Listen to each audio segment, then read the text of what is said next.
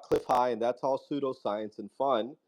But if anybody knows about what Ashton was speaking about yesterday about the discovery of the first photon in light and what that means, I'd be glad to hear about that. And I'll land with that. Thanks for your ears. Sorry, that was an accident.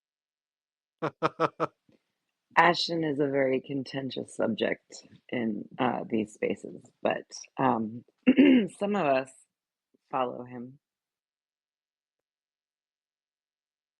Wake up.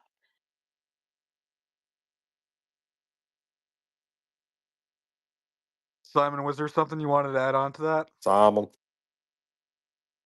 Yo, I wanted to add on to UFO Spidey's comment because I thought that was a really good one, and one that I did when I kind of joined this community was right after the Chinese balloon shoot down.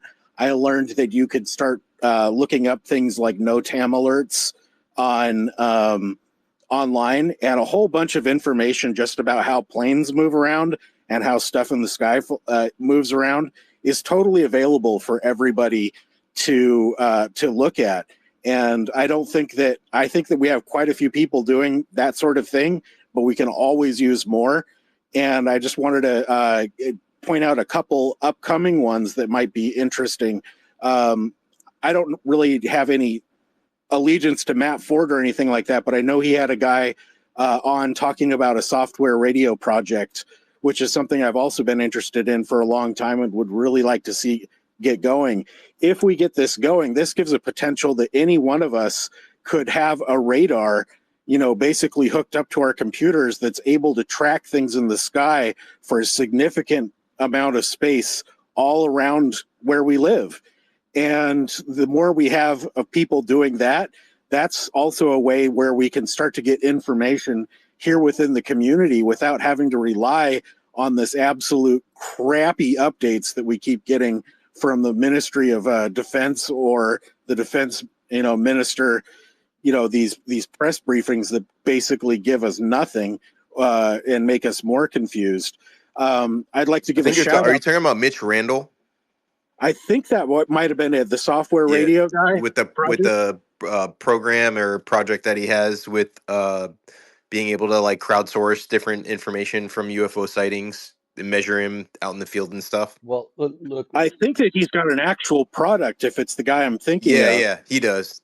I can't identify it, but yeah, Mitch Randall. Hey, just real quick to Simon, because I think UFO Mean Face was making this point earlier.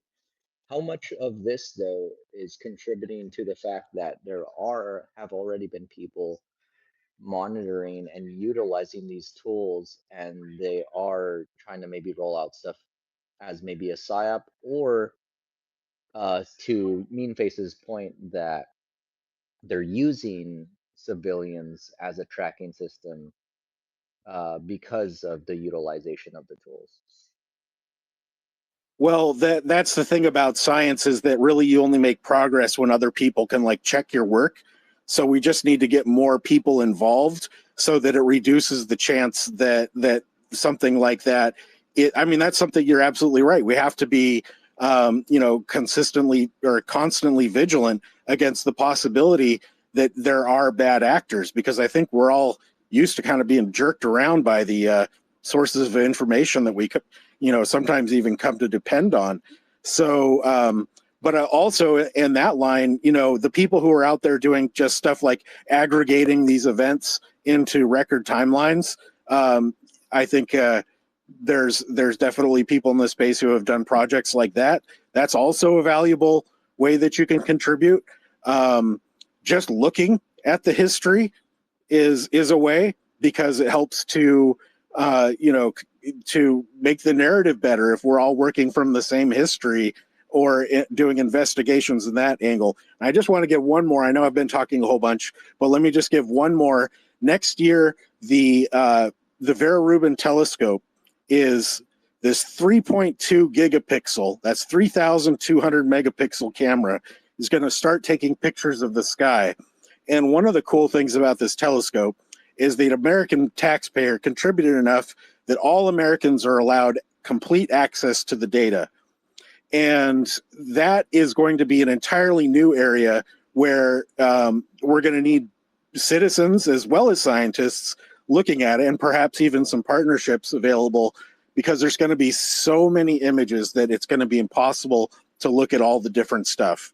And if people get involved with that, and I don't even know how yet because it hasn't fully been worked out, but the telescope's almost done.